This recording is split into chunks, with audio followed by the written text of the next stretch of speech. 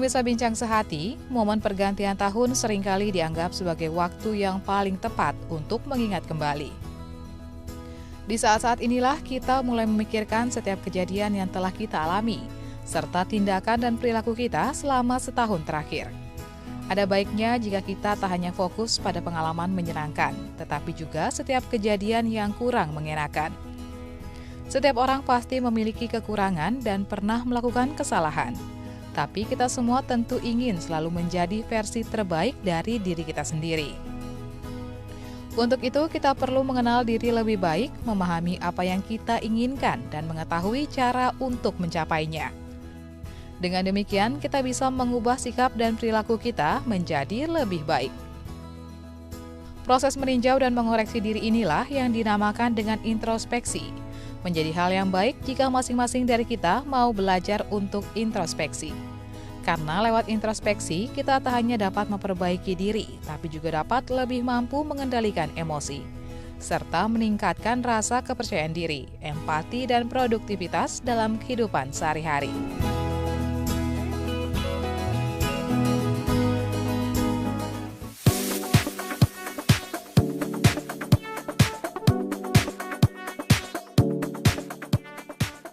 Halo, selamat siang pemirsa Dai TV di rumah. Apa kabar Anda hari ini? Semoga Anda semua sedang dalam keadaan yang baik ya. Senang sekali saya Melisa Gandasari selama 1 jam ke depan bisa kembali menemani Anda dalam program talk show yang syarat dengan informasi dan juga inspiratif untuk Anda dan juga keluarga. Dimana lagi kalau bukan di Bincang Sehati.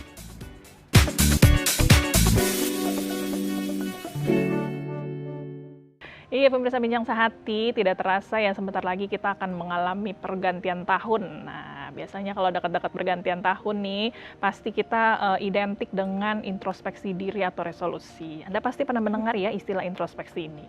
Biasanya introspeksi ini kita anggap sebagai tindakan merenung atau memikirkan kesalahan yang sudah pernah kita perbuat dengan tujuan untuk mengubah diri. Tapi apakah introspeksi ini hanya perlu dilakukan saat kita berbuat kesalahan saja? Dan sebenarnya introspeksi ini apa ya? Lalu cara introspeksi yang tepat itu seperti apa? Tentu momennya tepat karena sebentar lagi kita sering melakukan resolusi begitu ya di pergantian tahun. Hari ini kita mau membahas mengenai lebih baik dengan introspeksi. Hari ini kita mau tamu kita hari ini sudah hadir di sini. Ada tamu kita Mbak Alexandra Gabriela A, MPSI, psikolog CHT, psikolog klinis dari Smart Mind Center Consulting. Halo Mbak Alex, apa kabarnya? Baik. Baik ya, terima kasih sudah hadir di sini. Lagi suasana liburan gitu ya, padahal sebentar lagi udah mau masuk ke pergantian tahun. Biasanya kalau pergantian tahun nih orang-orang sering membicarakan resolusi tahun baru gitu ya. Ini identik dengan introspeksi. Sebenarnya introspeksi atau refleksi diri ini apa, lalu sama atau enggak nih kemudian Mbak Alex? Iya, jadi banyak orang berpikir introspeksi dan refleksi itu sama. Padahal sebenarnya dari refleksi sendiri kan artinya adalah cerminan diri kita. Bagaimana kita ngelihat diri kita, segala kekurangan setelah kelebihannya, dan apa sih yang udah kita lakukan, siapa sih diri kita saat ini. Ya. Sedangkan introspeksi itu adalah evaluasi dari apa yang telah kita lakukan berdasarkan apa yang telah kita yang menurut kita adalah kesalahan ataupun kelebihan ataupun kekurangannya seperti itu. Jadi butuh analisa lebih jauh tentang diri kita kalau introspeksi itu seperti itu sih. Jadi refleksi ini lebih jauh lagi tuh jadinya introspeksi gitu. Betul, ya. refleksi hanya cerminan saja sih sebenarnya. Iya biasanya kalau pergantian tahun ini orang-orang sering melakukan introspeksi begitu ya, Iya, karena betul.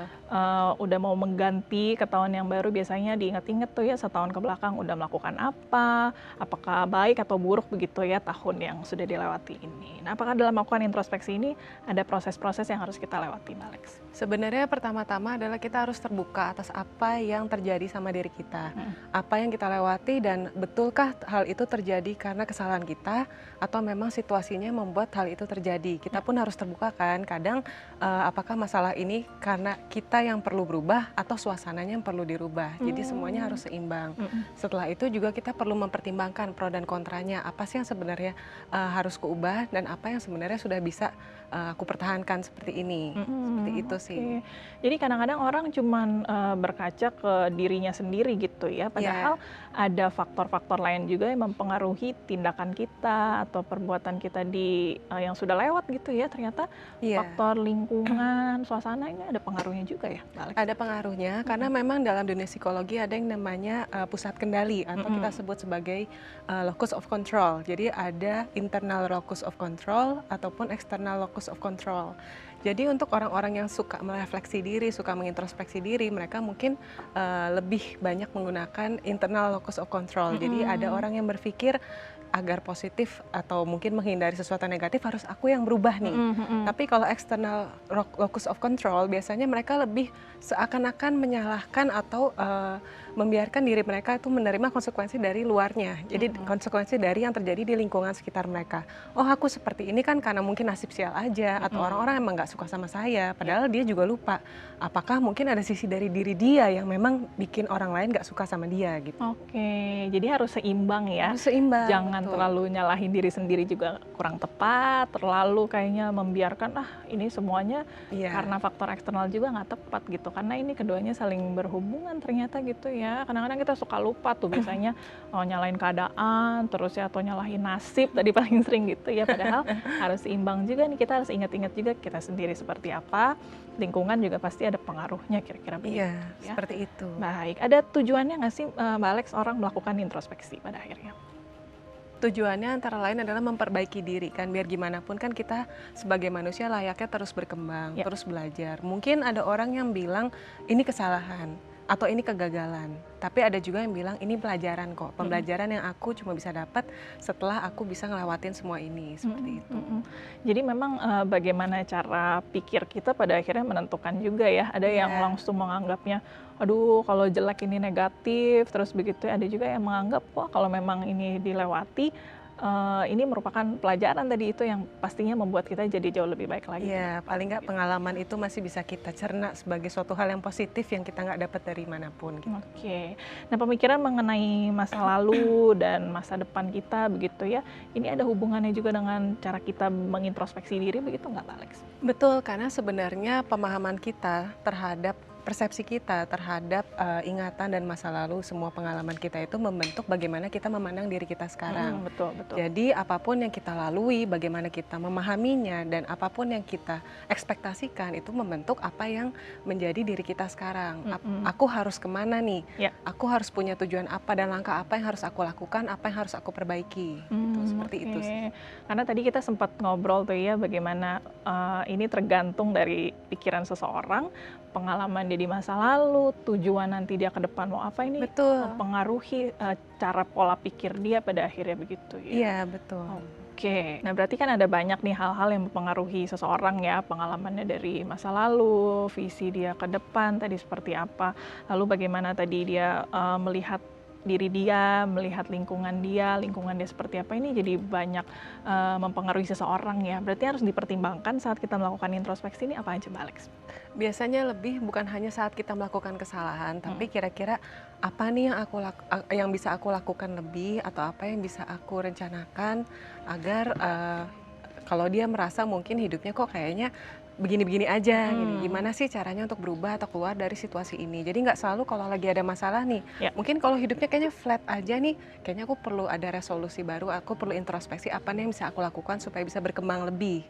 Selain itu juga kalau di saat ngerasa kok kayaknya banyak banget masalah yang bertumpuk-tumpuk, bertubi-tubi datang nih. Nah di saat itu mungkin ada baiknya kita melakukan introspeksi diri juga. Oke, dan momennya tepat nih ya, karena sebentar lagi pergantian tahun, orang sering bilang tuh introspeksi diri, refleksi diri, resolusi tahun baru begitu ya. Setelah ini kita mau ngobrol lagi nih ke Mbak Alex mengenai usia begitu ya, apakah macam-macam introspeksi nanti berbeda-beda, lalu apa yang bisa kita lakukan dalam proses introspeksi itu nanti kita bahas lebih lanjut ya. Tapi kita jeda sebentar ya, bagi Anda juga yang penasaran, jangan kemana-mana, nanti kita lanjut ngobrol lagi, tetap di Bincang Sehati.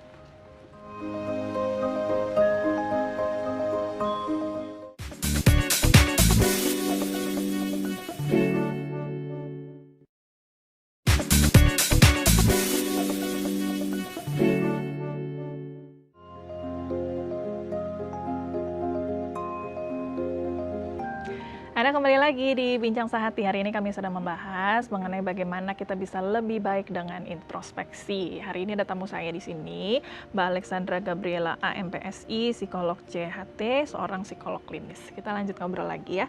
Tadi ada beberapa hal begitu yang mempengaruhi seseorang ketika dia melakukan introspeksi. Kita bahas dari segi usia ya Mbak Alex. Boleh. Biasanya kita kayaknya semakin dewasa begitu ya, jadi makin sering berpikir, makin sering banyak pertimbangan, pada akhirnya kita jadi lebih sering introspeksi diri begitu ya. Memang usia ini berpengaruh, dan biasanya usia-usia berapa nih yang rentan banyak mikirin soal introspeksi diri ini, Mbak? Betul, kalau tadi Mbak Melisa bilang bahwa semakin kita dewasa, semakin sering melakukan introspeksi diri. Karena pertama-tama aktivitas jelas berubah. Ya. Produktivitas, gaya hidup, dan tanggung jawab kita pun semakin banyak. Jadi kita akan selalu sering melakukan introspeksi diri. Padahal sebenarnya dari kecil pun sebenarnya kita udah harus mengajarkan anak-anak untuk melakukan introspeksi diri. Mungkin bisa disesuaikan dengan usianya. Kayak misalnya pada saat anak masih benar-benar masih kecil, contohnya misalnya pas masa-masa balita atau batita, mereka kan nggak bisa kita ajarin tentang introspeksi, ini kesalahan kamu, ini bukan kesalahan kamu. Mereka harus belajar untuk mengalaminya. Betul. Jadi dengan mereka mengalami, setelah mereka, misalnya mereka lari-lari nih, lalu mereka jatuh, terus kita baru bilang, kamu tadi jatuh kenapa? Jadi bukan memberitahu, tapi langsung bilang, langsung ditanyakan, kamu tadi jatuh kenapa? Supaya dia belajar mengintrospeksi. Oh iya, karena aku lari-lari ya, jadi aku jatuh. Nah, semakin besar, semakin dewasa, kalimat yang digunakan pun bisa semakin kompleks. Jadi tergantung penyampaian kita terhadap disesuaikan dengan usia mereka, usia perkembangan kognitif mereka, seperti itu sih. Kalau dari kecil mereka dibiasakan sudah mulai berintrospeksi diri, nanti pengaruh positifnya ke usia yang semakin dewasa seperti apa tuh, Mbak Alex? Jadi mereka akan lebih terbiasa untuk terbuka sama kesalahan-kesalahan mereka dan tahu bahwa sebenarnya walaupun salah aku masih bisa mengembangkan diri, masih banyak yang bisa aku kejar, ataupun nggak sepenuhnya gagal dan nggak ada jalan keluar nih. Kalau aku salah, kalau aku gagal, ya aku tinggal usaha lagi, misalnya seperti itu. Jadi lebih tidak mudah putus asa juga ya. Jangan kan sering tuh ya orang tua zaman sekarang tuh ya, atau zaman dulu bahkan tuh ya, kalau yang anaknya jatuh yang disalahin lantainya gitu ya. Itu jadinya nanti mungkin ke dewasanya mereka jadi seperti tadi ya, nyalain keadaan, menyalahkan lingkungan, padahal ada faktor diri sendiri juga yang harus dipertimbangkan ketika kita melakukan kesalahan begitu ya. Penting juga ternyata untuk mengajarkan anak-anak kita mulai mengintrospeksi diri dari usia yang lebih dini. Nah, kalau dari jenis-jenis kepribadian ini berpengaruh nggak dalam melakukan introspeksi? Ada sih beberapa jenis gangguan kepribadian. Mungkin kalau kita sebut dengan kepribadian, kita masuk ke faktor gangguan kepribadian. Ya. Jadi kalau ada beberapa gangguan kepribadian yang memang mereka sulit memiliki insight, hampir nggak bisa memiliki insight, jadi nggak tahu nih kesalahanku apa, taunya ya semua orang jahat, semua orang ninggalin aku, kenapa sih semua orang bikin aku marah. Tapi ada juga gangguan-gangguan kepribadian yang mungkin lebih terbuka terhadap kesalahan itu, malah ngerasa aku nih yang selalu salah, aku nih yang selalu perlu memperbaiki sesuatu, semua hal itu terjadi karena aku. Tapi di balik semua itu ada yang namanya need of abasement. Need of abasement adalah kebutuhan seseorang untuk merasa salah justru, untuk mengintrospeksi, untuk merasa bahwa ini memang kesalahanku dan aku perlu mengakuinya supaya aku menjadi orang yang lebih baik. Seperti itu. Tadi ya titik keseimbangan itu tadi. Iya, nggak boleh terlalu menyalahkan diri, nggak boleh juga terlalu egois untuk merasa semua orang yang salah bukan aku. Betul, betul. Ini kepribadian, gangguan kepribadian ini tadi pengaruhnya dari pengalaman masa lalunya tadi itu ya Mbak Alex ya? Sebenarnya sih namanya gangguan kepribadian atau itu kan pengaruh juga ke emosi seseorang. Yang jelas ada faktor nature dan nurture, yaitu faktor bawaan dari seseorang dan faktor pola asuh yang dia terima. Dan nggak melulu pola asuh itu dari orang tua ya, bisa aja dari lingkungan sekitar, pertemanan, apakah dulu dia kena bullying, ataupun guru-guru yang terlalu kaku cara mengajarnya dan sering bersikap otoriter. Jadi di rumah mungkin suasananya hangat, tapi di sekolah yang mana sebagian besar hidup anak kan di sekolah sebenarnya ya. Jadi di sekolah itu mungkin dapat pengajaran yang terlalu kaku, terlalu keras, dan terlalu disiplin, seperti itu. Nah, cara-cara yang bisa dilakukan untuk kita mengintrospeksi diri ini apakah kita merenung, berpikir sendirian, atau kita tulis, atau cara-caranya tuh gimana Mbak Alex? Sebenarnya sih beda-beda sesuai kebutuhan orang dan sesuai kesukaan orang lain. Jadi biasanya sih memang disarankan untuk mengintrospeksi diri saat dia sedang sendirian atau saat situasi tenang. Jadi mungkin menjelang tidur atau pas dia baru bangun atau dia mungkin sedang mengambil cuti. Makanya kan banyak yang menyarankan sepertinya kayaknya produktivitasnya nih untuk di kantoran misalnya, kayaknya produktivitasnya agak menurun. Kayaknya kamu butuh waktu dulu deh sebentar. Kenapa nih gitu. Jadi ada baiknya mereka melakukan sendiri karena mereka perlu tahu apa yang sebenarnya prioritas untuk aku, apa yang tidak. Jadi benar-benar dari diri mereka. Tapi hanya saja banyak orang yang sulit mengintrospeksi diri. Jadi mereka juga butuh masukan dari orang-orang sekitar yang memang ingin mereka untuk berkembang. Jadi bukan sekedar menyalahkan, mengkritik, tapi memang mau mendukung mereka untuk terus berkembang gitu. Oke, ini berarti dukungan orang lain kan jadi faktor yang penting ya. Iya, salah Orang-orang satu yang faktor penting. tepat ini yang seperti apa nih? Orang lebih dewasa kah? Orang yang kita tuakan? Yang tepat tuh orang-orang yang seperti apa? Karena jangan sampai kita menuju ke orang yang salah gitu ya Mbak Alex ya.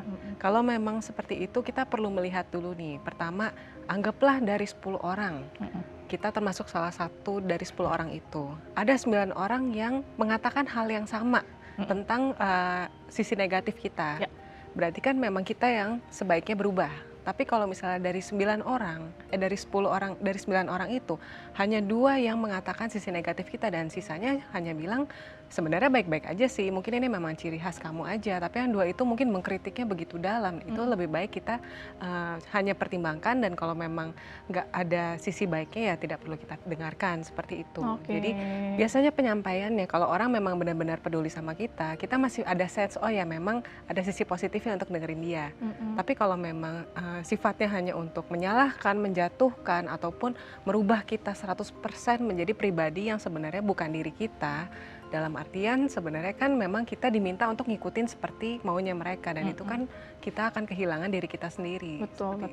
Jadi memang ada batasan-batasan yang kita secara logika bisa pisahkan begitu ya. Kayaknya udah banyak nih orang yang bilang ini memang masalahnya di kita nih gitu. Tapi kalau ya, orang ini kayaknya memang seringnya mengkritik semuanya, dikritik ya mungkin bukan kita yang salah, tapi kita harus lihat lagi secara lebih luas begitu ya. Kalau orangnya yang secara spesifik begitu yang baik untuk kita ajak tukar pikiran begitu, apakah kita harus nyaman dengan dia atau kita percaya atau dengan dia? Kualifikasi apa nih orang yang tepat yang bisa memberi masukan ke kita, Mbak Alex? Yang pertama jelas percaya, kita bisa ngerasanya cukup terbuka dan cukup merasa aman untuk bicara sama dia. Kalau soal rasa nyaman, kadang-kadang orang yang bisa membantu kita untuk introspeksi, mereka kan mungkin ada beberapa orang yang nggak terbiasa mendapat kritikan atau saran. Jadi mungkin nggak selamanya orang itu akan bikin kita nyaman. Mungkin di awalnya kita kesal dulu nih, kenapa sih aku kok disalahin terus, kenapa sih kok aku dikritik terus, aku kok disalahin terus gitu ya. Dikasih tahu terus, emang aku nggak bisa mandiri. Tapi ketika kita analisa, kok kayaknya memang iya ya kalau aku ikutin aku bisa jadi pribadi yang lebih baik seperti itu. Jadi lebih penting orang yang kita percaya. Ya dibandingkan orang yang nyaman, karena kadang-kadang untuk menjadi lebih baik mungkin harus melewati fase yang tidak nyaman kita gitu ya. Sekali. Baik, nanti setelah ini kita ngobrol lebih teknisnya lagi ya, introspeksi diri ini apakah bisa dibantu begitu dengan suasana kah atau seperti apa ya, nanti juga kita bisa jawab pertanyaan dari pemirsa begitu ya. Nanti kita akan lanjut ngobrol lagi, jangan kemana-mana, tetap di Bincang Sehati.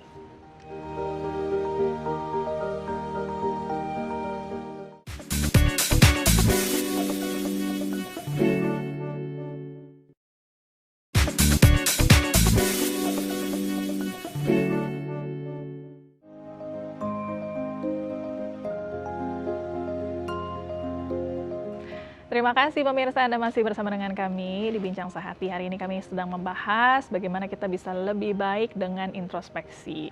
Momennya tentu tepat ya, karena jelang pergantian tahun, sebentar lagi biasanya kita sering melakukan refleksi, mengintrospeksi diri, supaya tahun depan kita jadi bisa lebih baik lagi. Hari ini ada tamu saya, Mbak Alexandra Gabriela A, MPSI, psikolog CHT, seorang psikolog klinis. Nah, tadi kita ngobrol banyak ya Mbak ya, mengenai apa itu introspeksi, faktor-faktor apa yang mempengaruhi seseorang dalam melakukan introspeksi. Sekarang kita bahas teknisnya begitu ya.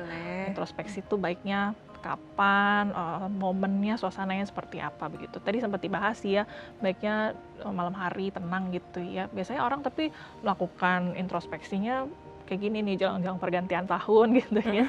Baiknya itu 1 tahun sekali atau berapa lama sekali kita melakukan introspeksi ini, Mbak? Oke, bukan waktunya yang kapan sih, tapi lebih ke situasinya yang Ya. bisa kita gunakan sebagai petunjuk kapan sih kita harus introspeksi diri. Pertama yang tadi saya sempat jelaskan, apakah ada yang mau aku ubah? Aku kok ngerasa kayaknya hidupku, perjalananku, aktivitasku sejauh ini kok flat aja gitu. Itu kita perlu introspeksi, adakah yang perlu ditambah atau dikembangkan lagi. Yang kedua mungkin juga kalau misalnya dirasa kok jadi sering salah paham sama orang, kok semua orang kok jadi ada konflik sama saya. Atau yang ketiga, kok kayaknya masalah bertubi-tubi datang terus nih. Kira-kira apakah memang masalahnya ada di saya atau memang situasinya yang memang saya perlu lebih toleransi gitu. Oke, jadi nggak bukannya dijadwalkan kapan gitu ya, tapi memang lagi momennya tadi seperti ada beberapa situasi yang betul. dalam hidup kita kayak perlu perubahan atau mungkin perbaikan, itu kita lakukan introspeksi begitu ya. Betul. Kalau lagi nggak ada apa-apa, kita boleh nggak lakukan introspeksi juga, Mbak? Boleh aja, nggak ada apa-apa itu kan bisa juga dengan kita ngerasa kok kayaknya hidupku begini-begini aja, Tadi bisa yang mengarah ke itu sana. ya. Cuma kalau memang lagi, kenapa orang suka sekali bikin introspeksi dan resolusinya itu di akhir tahun? Karena orang kan selalu merasa dengan kita mengakhiri sebuah hal, ada hal baru yang akan kita jalankan gitu. Jadi dia mungkin merasa tahun baru, awal baru, aku harus punya tujuan baru dan jadi orang yang lebih baik lagi begitu. Oke, makanya momennya Pas. biasanya itu gitu ya. Padahal di tengah jalan, di tengah tahun lagi ada masalah kapanpun, saatnya itu kita introspeksi Iya, diri. betul sekali. Gitu ya. Oke, langkah-langkahnya yang bisa dilakukan nih, pertama kali udah tahu nih, aduh saya ada sering sekali ketemu masalah misalnya di pekerjaan begitu ya. Langkah-langkahnya yang bisa dilakukan berikutnya apa, Mbak? Bisa membuat list dari apa yang telah kita lakukan dan konsekuensinya seperti apa. Jadi kita runutkan sampai tahu titik permasalahannya di mana nih. Jadi mungkin bisa dilihat dari situasinya, lalu responnya apa yang terjadi dan bagaimana aku merespon situasi itu. Selain itu juga kita untuk menentukan apa sih yang perlu diubah atau apa sih yang bisa kita lakukan, kita perlu melakukan pro dan kontra. Kalau aku ambil keputusan ini, kira-kira apa ya pronya, apa ya kontranya, seperti itu. Oke, itu baiknya betul-betul ditulis ya, Mbak ya. Bedanya sama kita bayang-bayangin aja apa tuh, Mbak Alex? Kalau kita bayang-bayangin aja itu sama kayak kalau misalnya kita pakai komputer nih. Kalau komputer screen-nya bukan screen-nya kayak semacam Windows-nya kebuka banyak kan, kadang-kadang juga komputernya suka error gitu. Betul. Screen-nya kebuka banyak, filenya terbuka banyak misalnya, juga komputernya kan suka error. Begitu juga dengan pikiran kita. Baru mikirin yang ini, udah analisa ke sini, lupa ini apa ya tadi aku pikirin. Jadi lebih baik memang ditulis supaya terlihat lebih konkret dan nyata. Betul. Kita pun bisa bikin planningnya lebih jelas gitu, seperti itu. Memang kalau ditata runut begitu ya, kita bisa baca ulang, pasti lebih nyaman begitu ya, karena tadi harus ada pro, harus ada kontra, kita harus ingat-ingat pengalaman masa lalu gitu ya. Kalau nggak ada fisiknya begitu, pasti jauh lebih mudah terpecah gitu ya. Kalau memang hanya kita pikirkan biasanya lebih emosional. Betul. Karena kan pikiran dan emosi itu kan dekat kan. Jadi yang kita pikirin langsung kesel nih, dan kita jadi kehilangan pemikiran logis kita untuk menilai hal itu. Sedangkan kalau kita tulis, paling nggak kita udah menjaga jarak sama masalahnya, sama kondisinya. Jadi kita bisa ngelihat, oke, secara logika, secara yang pikiran yang lebih logis, gimana sih memahami hal ini gitu. Betul. Kita coba jawab pertanyaan dari pemirsa ya. Kita coba saksikan dulu dalam videonya berikut ini. Saya ini pekerja keras seharian di kantor sampai kalau pulang tuh sampai larut malam. Kemudian terkadang saya itu sampai nggak bisa ada waktu gitu untuk introspeksi diri apa yang udah saya lakukan ke rutinitas harian saya. Apa sih dampaknya kalau sampai saya tuh nggak bisa introspeksi diri? Iya, tadi kita sudah lihat ya videonya itu dari Mei yang seorang pekerja kantoran, setiap hari yang sibuk di kantor, pulangnya langsung berniat untuk beristirahat. Tiap hari jadi nggak punya waktu untuk merenung atau memikirkan hari yang sudah dilewati. Apakah ada dampaknya kalau tidak benar-benar serius melakukan introspeksi atau refleksi diri? Tadi kita bahasnya ada momen-momennya begitu ya kalau kita memang sedang ada masalah. Tapi Mei pikir kita harus introspeksinya ini harian begitu. Ada dampaknya nggak kalau kita nggak punya waktu? Sebenarnya dampaknya adalah kita akan mungkin bisa mengalami kejenuhan terhadap rutinitas yang kita lakukan. Nah, karena kan tadi Ibu Mei sendiri bilang setiap hari tuh penuh jadwalnya kan, Betul. sampai di rumah udah capek, udah lupa apa yang mau dipikirin, udah nggak tahu lagi apa yang mau direncanakan. Cuma mungkin bisa juga kita ambil waktu sedikit seperti ketika lagi di perjalanan. Di perjalanan kan mungkin bolehlah di saat itu kita sambil memikirkan, atau mungkin kalau misalnya nggak bisa nulis, kita bisa sambil merekam apa nih yang aku pikirkan. Ada apa teknologi sekarang ya. Iya, sekarang teknologi kan banyak. Terus apalagi kalau macet, mungkin kita bisa sambil merenung, bisa sambil seperti itu. Atau mungkin kalau misalnya naik kendaraan umum, paling nggak kan kita bisa sambil nulis-nulis di handphone Ya, misalnya, di oke. smartphone-nya. Jadi solusinya colong-colong waktu gitu Kalau ya. waktu betul. Nggak melulu harus di kamar, di suasana hening, tenang. Ya kalau memang bisanya di perjalanan atau lagi nunggu meeting selanjutnya begitu ya, ya Iya, colong-colong boleh waktu aja dilakukan. ya. Oke. Mm-mm. Tapi ini menjadi pembeda begitu nggak Mbak, kita melakukannya di colongan sama betul-betul sisihkan waktu yang spesifik, spesial untuk merenung begitu. Jelas akan memberikan hasil yang beda. Biasanya khawatir ya kalau kita melakukan introspeksi dan resolusi di saat yang sempit, kita terbawa emosi. Jadi keputusan atau penilaian kita pun lebih karena kepepet ataupun karena terlalu didesak sama waktu yang sempit, jadi kita mengikuti emosi kita.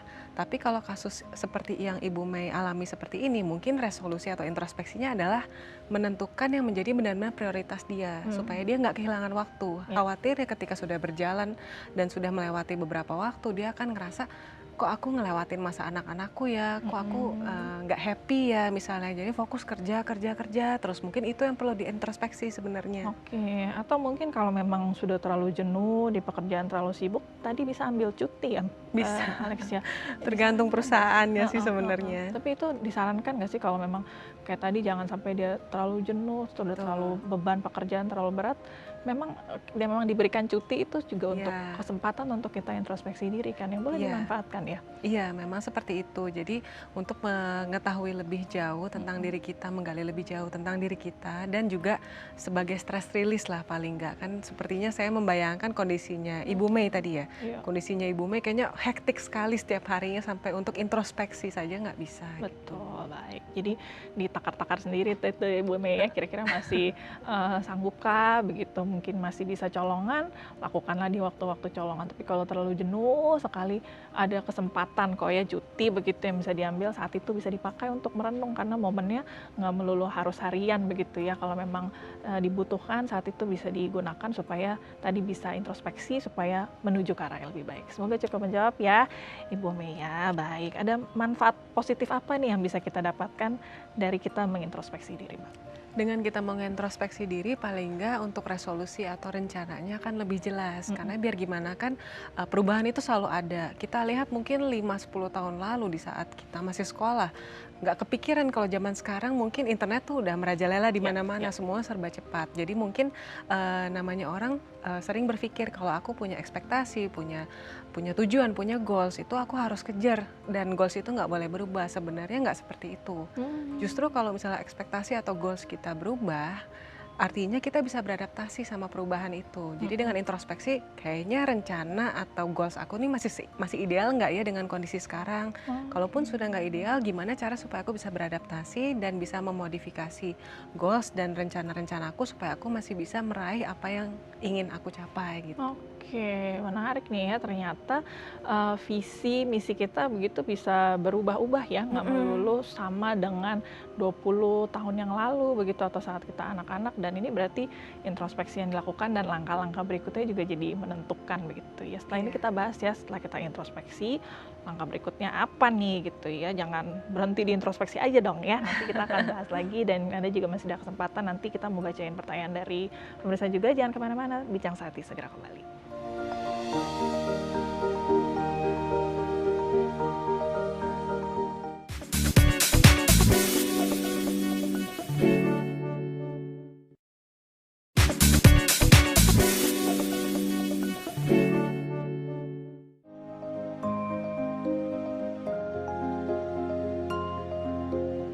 Anda kembali lagi di Bincang Sakti pemirsa. Hari ini kami masih membahas topik yang menarik, bagaimana kita bisa lebih baik dengan introspeksi. Di sini masih ada tamu saya, Mbak Alexandra Gabriela AMPSI, psikolog CHT, seorang psikolog klinis. Kita ngobrol lagi ya, Mbak Alex. Tadi kita udah bahas sedikit nih masalah teknis ya. Baiknya ketika kita mau mengintrospeksi, luangkan waktu, dicatat tadi ya langkah pertamanya supaya kita bisa fokus dan bisa ingat-ingat kejadian tanpa terbawa emosi tadi ya, bisa lebih fokus juga cek di pro dan kontra yang harus dilakukan. Langkahnya setelah itu apa Mbak Alex?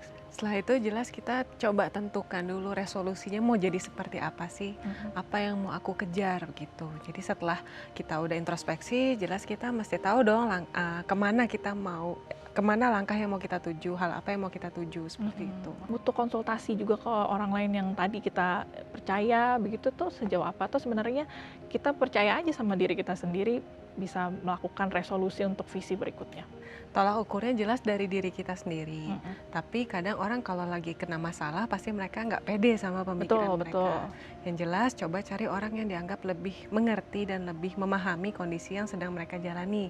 Jadi kan namanya coping itu ada dua hal ya. Jadi coping atau penyelesaian masalah itu ada dua macam. Ada coping emosional, ada coping problem solving. Jadi kalau misalnya mereka lagi kena masalah, udah introspeksi dan apa nih yang aku harus lakukan selanjutnya. Kalau memang mereka hanya ingin cerita, udah tahu jawabannya apa, tapi kayaknya belum siap secara emosi untuk melakukannya, mereka mungkin sebaiknya melakukan coping emosional. Jadi cerita ke teman-teman dekat, cerita ke keluarga ataupun ke pasangan misalnya atau ke orang tua. Mungkin mereka nggak paham apa pekerjaan atau tugas yang sedang dihadapin. Tapi yang jelas kan ada teman cerita itu lebih baik. Jadi secara emosional, secara emosi mereka lebih netral lah, kasarnya lebih tenang. Tapi ada juga yang namanya coping problem solving, yaitu mereka akan mencari tahu apa nih yang harus aku lakukan, problem solvingnya apa. Biasanya untuk orang-orang yang belum tahu jawabannya, inilah yang mereka lakukan. Jadi dicari orang-orang yang kira-kira paham dan mengerti apa yang sebaiknya aku lakukan, langkah selanjutnya seperti apa, gimana menyelesaikannya, seperti itu. Nah, ini coba kita tanya ya. Ada pertanyaan dari direct message ini. Dia mengalami masalah ketika sedang melakukan introspeksi ya. Ini dari @Mikaela Arifin. Saya selalu membiasakan diri untuk merenung dan introspeksi diri di malam hari sebelum tidur. Tapi terkadang saya jadi kesulitan tidur karena terus memikirkan masalah yang saya hadapi. Bagaimana caranya agar saya tidak terlalu fokus pada masalah saja, tapi juga bisa menemukan solusinya? Lalu apa yang bisa saya lakukan jika saya tidak mampu menemukan solusi? Kadang-kadang gitu ya, sebelum tidur introspeksi, ujung-ujungnya nggak bisa tidur. Mbak Alex, gimana nih sarannya? Jadi untuk beberapa orang yang mungkin tingkat kecemasannya jauh lebih tinggi dibanding orang lain akan sering terjadi overthinking. Itulah kenapa tadi disarankan kita tulis dulu. Tadi kan dengan Mbak siapa tadi? Mbak Mikaela. Mbak Mikaela bilang saya sering merenung. Nah kalau merenung itu balik lagi kan pengaruh ke emosi. Kadang-kadang juga setelah kita merenungkan satu topik, tiba-tiba topiknya melebar kemana-mana. Jadi nggak fokus ke topik yang lain. Iya, nggak fokus ke topik yang lagi mau kita introspeksikan itu. Jadi kalau untuk Mbak Mikaela tadi mungkin sebaiknya introspeksinya dilakukan pagi hari. Kalau perlu memang sediakan waktu betul-betul bangun lebih pagi untuk introspeksi itu. Kalau memang senang mengintrospeksi ya, karena dilakukan setiap hari kan sebenarnya sama dia. Jadi jamnya diubah ya. Jamnya yang diubah. Jangan malam hari sebelum tidur karena ujung-ujungnya stres nggak bisa tidur nih ya. Kalau lebih baik pagi hari tadi dicatat jadi lebih baik supaya jangan sampai terbawa emosi begitu ya. Betul. Semoga cukup menjawab ya Mbak Mikaela. Tadi pertanyaan ada satu lagi.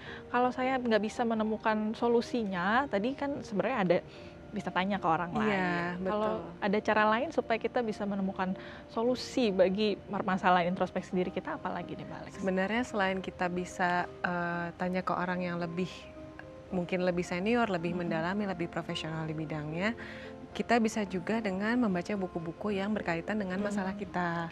Atau bisa juga mencari artikel atau jurnal yang kalau bisa sih memang ilmiah, dalam artian bukan sekedar mungkin kayak blog ataupun bisa dikatakan kayak sesuatu yang nggak ada dasar teorinya gitu. Jadi kita takutnya salah melangkah karena mengikuti sesuatu yang biasanya kan kalau yang mempercayai sesuatu yang nggak berdasarkan teori itu kalau memang sakit-sakit di badan, kita search di internet, terus tiba-tiba keluarlah penyakit-penyakit yang banyak macam. Nah, itu kan malah bikin tambah kepikiran. Mungkin itu yang juga dilakukan sama si Mbak Mikaela ini. Jadi sering kepikiran, padahal sebenarnya teorinya ataupun latar belakang dari penjelasan itu kurang ada dasar yang jelas gitu.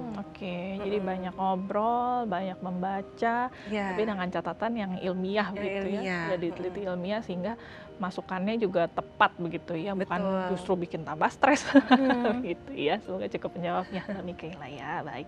Nah, berikutnya setelah kita menentukan nih kita mau melakukan apa begitu ya, ini yang paling sulit prakteknya gitu ya.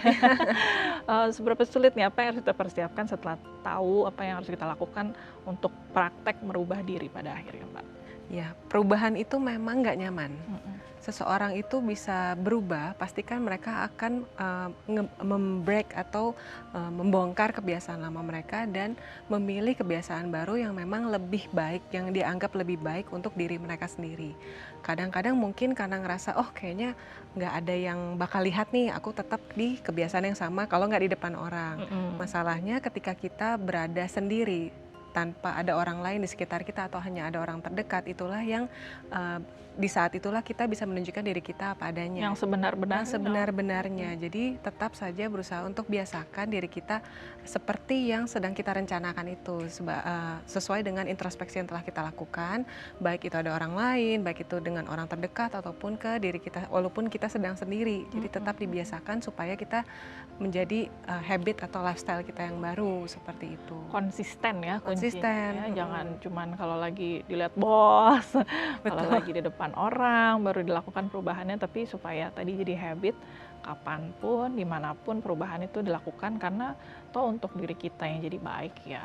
Tapi kadang-kadang ada juga nih Mbak Alex yang malu untuk berubah karena nanti saya dianggap ikutin orang lain gitu, mengubah kepribadian. Itu bagaimana tuh cara mengubah pola pikirnya supaya nggak malu untuk berubah diri jadi lebih baik begitu? Oke, kalau memang sampai mereka ngerasa kok aku jadi ngikutin orang lain gitu. Nah, mungkin bisa dilihat juga apakah mungkin kalau misalnya biasa kita pakai baju gelap nih contohnya. Dengan kita introspeksi dan mau merubah biar suasana hatiku lebih cerah, mungkin bisa pakai baju yang lebih berwarna seperti itu. Pasti kan orang kaget dulu awalnya, tumben amat dandan, tumben amat pakai baju berwarna. Suka jadi malu tuh, diledekin nih gitu ya, padahal ingin berubah. Betul, tapi kan biasanya kalaupun kita sudah berubah, nggak mungkin kan lewat seminggu masih diledekin, nggak mungkin lewat seminggu masih dikomentarin. Paling 3 hari sudah, setelah itu mereka nggak akan ngomongin hal itu lagi. Jadi tetap fokus pada diri kita dan jangan lupa setelah perubahan tadi, kan perubahan itu nggak enak ya. Jangan lupa kalau kita sudah berhasil melakukan rencana perubahan kita harus mereward diri kita dengan pujian, dengan rasa syukur. Kalau perlu treat diri kita terhadap sesuatu yang mungkin sama ini kita pengen, misalnya gitu. Oke, ada tips-tipsnya tuh ya yang langsung bisa dilakukan. Yang pertama harus konsisten, yang kedua adaptasi dulu ya. Minggu-minggu awal tuh biasanya paling nggak enak tuh ya, pasti nggak nyaman. Mungkin kalau yang ingin introspeksinya masalah makanan, paling nyiksa tuh ya. Harus berubah atau harus tahan sedikit deh, diledek-ledekin. Sekarang udah nggak pernah marah-marah lagi nih, misalnya gitu ya. Tapi itu kan untuk sesuatu hal yang lebih baik, harus tetap teguh ya, supaya jadi habit yang baik bagi kita. Nanti kita ngobrol lagi ya Mbak Alex ya. Iya, setelah ini kita juga masih akan ngobrol banyak dengan Mbak Alex ya, masih seputar mengenai introspeksi. Tapi sebelumnya kita harus jeda dulu. Tapi saya punya tips untuk Anda terlebih dahulu, manfaat menulis diary untuk pikiran. Ini dia. Pemirsa Bincang Sehati, apakah Anda terbiasa menulis diary atau jurnal harian? Kegiatan yang satu ini boleh Anda coba karena akan memberikan banyak manfaat. Tak hanya menjadi catatan kenangan, menulis diary juga baik untuk pikiran Anda. Berikut beberapa manfaat menulis diary untuk pikiran. Memahami emosi negatif.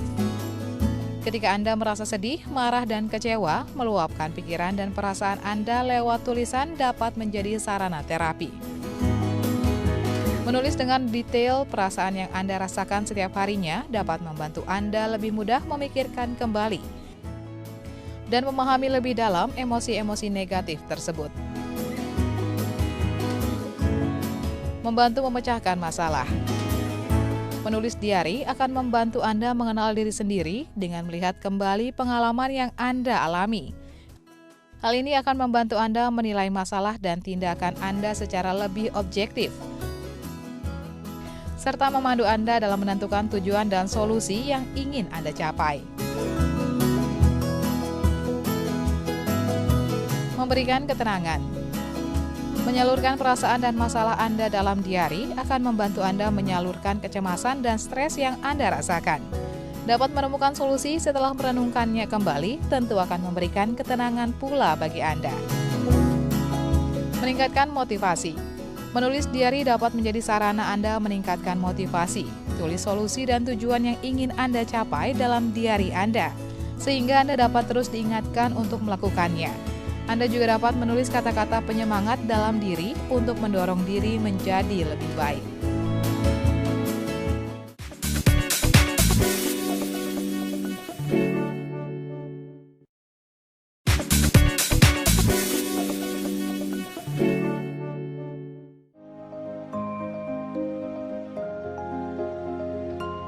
Ada kembali lagi di Bincang Sehati. Hari ini kami masih membahas seputar bagaimana bisa lebih baik dengan introspeksi.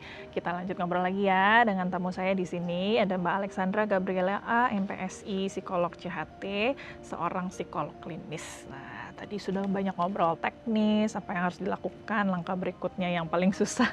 Untuk praktek juga ada tips-tipsnya. Nah, yang paling sulit tadi kan mengubah di awal begitu ya. Ada yang lebih sulit lagi nih Mbak, mempertahankan dengan sampai jangka panjang. Kadang-kadang udah berapa lama jenuh, bosan, balik lagi kebiasaan lama.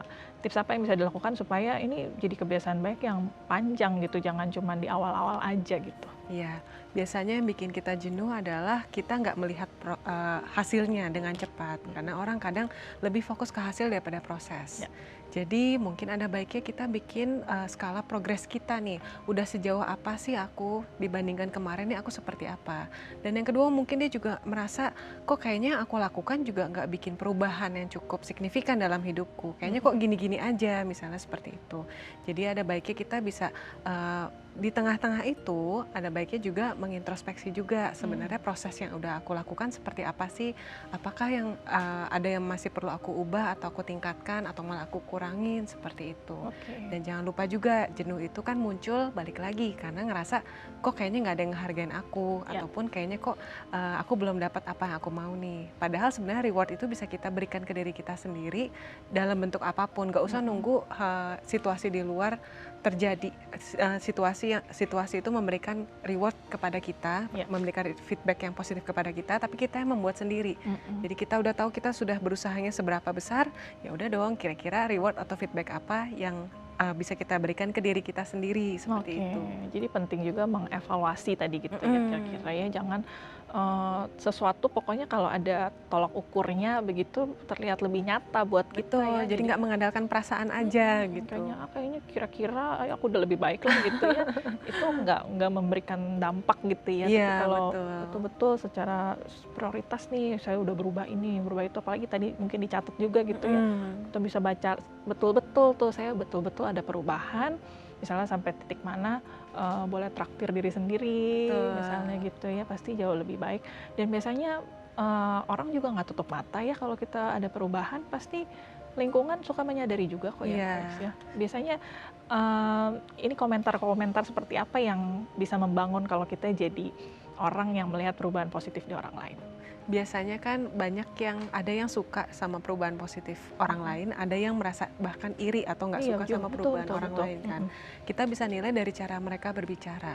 Apakah mereka hanya memberikan pujian ataupun kayak bersikap baik mungkin hanya ketika kita menunjukkan suatu prestasi yang telah kita capai. Itu juga kita perlu lihat kalau orang-orang seperti itu sebaiknya ketika kita mungkin mengalami kejatuhan atau mengalami kesalahan, tiba-tiba mereka memberikan kayak semacam kritikan, itu sebaiknya sih kita nggak usah terlalu dengarkan.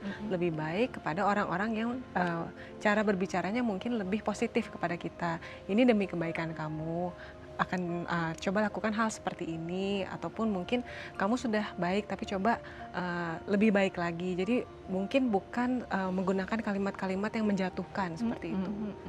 Tadi kita menentukan visi kita kan bisa berubah-berubah ya tadi ya. Mbak Alex bilang kalau visi kita seperti ini setelah dijalani kok kayaknya kurang tepat ya gitu ya. Itu boleh kita putar balik atau kita apa itu juga gunanya evaluasi supaya kita tahu kita ini udah menuju ke arah yang benar gitu Mbak Alex. Betul, jadi biasanya mungkin visinya memiliki esensi yang tetap sama, tapi penerapannya, bentuknya mungkin berbeda. Kayak contoh, mungkin waktu kita kecil pengennya sukses itu, misalnya sukses itu seperti apa sih? Misalnya sukses itu pengen jadi profesor, pengen jadi astronot, pengen jadi misalnya kayak ilmuwan misalnya. Mungkin bisa seperti itu, tapi kita perlu lihat keterbatasan kita. Mungkin tahu kita pintar, tapi fasilitasnya bagaimana, tapi kondisi yang terjadi di lingkungan sekitar gimana. Saya teringat satu doa, mungkin kita nggak perlu lihat latar belakang dari agamanya, namanya Serenity Prayer. Mungkin Mbaknya juga pernah dengar. Jadi di Serenity Prayer itu kita anggaplah ada 3 kalimat penting di sana. Mungkin nggak usah pertimbangan soal doanya, tapi paling tidak kita bisa pelajari dari 3 kalimat penting itu. Yaitu pertama, keterbukaan hati untuk menerima apa yang nggak bisa kita ubah, keberanian untuk mengubah apa yang bisa kita ubah, dan kebijaksanaan untuk bisa membedakannya. Oke, betul-betul damai ya kalau tadi ketiga hal tersebut bisa ada di diri kita. Karena ya perlu dilihat itu juga, kadang-kadang kita punya visi, misi yang begitu tinggi begitu ya, padahal harus ada banyak pertimbangan juga kan, tadi masalah lingkungan, keterbatasan, ada hal-hal yang tidak bisa kita ubah, itu harus kita terima juga supaya kita bisa damai tadi, bisa bahagia pada akhirnya, bukan mengejar sesuatu yang mungkin nggak mungkin atau terlalu tinggi bagi kita begitu ya. Perlu dicatat juga ya ketika kita melakukan introspeksi dan membahas rencana-rencana kita ke depan. Selain daripada itu, ada hal-hal apa lagi nih yang harus diperhatikan ketika kita membuat introspeksi atau visi misi ke depan? Yang jelas kita harus melihat kondisi yang paling ideal. Jadi memang beda antara ekspektasi dan impian kan. Kalau impian kan kita bisa seluar biasa mungkin, seimajinatif mungkin. Sedangkan ekspektasi kalau bisa disesuaikan dengan kondisi ideal kita. Kalaupun misalnya ekspektasinya jangka panjang per 5 tahun misalnya. Per 5 tahun aku mau ngejar apa. Jadi kita ada rencana-rencana jangka pendek yang bisa mengarahkan kita ke goals kita itu. Setelah 5 tahun dan itu sudah tercapai, baru kita bisa bikin yang lebih tinggi. Sama seperti ketika kita, contohnya kayak anak SMA nih, mau belajar soal integral, kan nggak mungkin tiba-tiba kita bisa integral. Kita harus tahu angka dulu, kita harus tahu tambah kurang, kali bagi, aljabar, baru kita bisa belajar integral. Jadi nggak melulu tiba-tiba langsung bisa. Dengan kita bisa membuat rencana jangka pendek, kita bisa tahu progres kita sudah sejauh mana dan apakah sejalan atau tidak dengan rencana jangka panjang itu. Oke, semoga cukup membantu Anda di rumah ya, karena sebentar lagi nih, karena mau berganti tahun, walaupun tadi baiknya kita lakukan introspeksi bukan di momen-momen apa gitu ya, tapi kalau memang Anda punya kebiasaan yang baik begitu di akhir tahun membuat resolusi, semoga tadi apa yang kita perbincangkan dengan Mbak Alex bisa jadi tips yang berguna bagi Anda. Terima kasih banyak ya Mbak Alex ya. Sama-sama. Selamat menjelang pergantian tahun nih, semoga di tahun di depan kita juga jauh lebih baik ya. Terima kasih ya Mbak Alex. Terima kasih. Kami tunggu kritik dan sarannya ya. Kalau Anda punya mungkin topik-topik apa sih yang ingin dibahas di Bincang Sehati, Anda bisa kirimkan melalui SMS di 08898105.000. Anda juga bisa lihat-lihat di semua akun media sosial kami. Ada Facebook, ada Instagram, ada episode-episode mungkin yang Anda pernah terlewat, bisa lihat di kanal YouTube kami. Alamatnya semuanya di Bincang Sehati Dai TV. Saya Melisa Gandasari pamit undur diri. Selamat berakhir pekan ya. Sampai jumpa.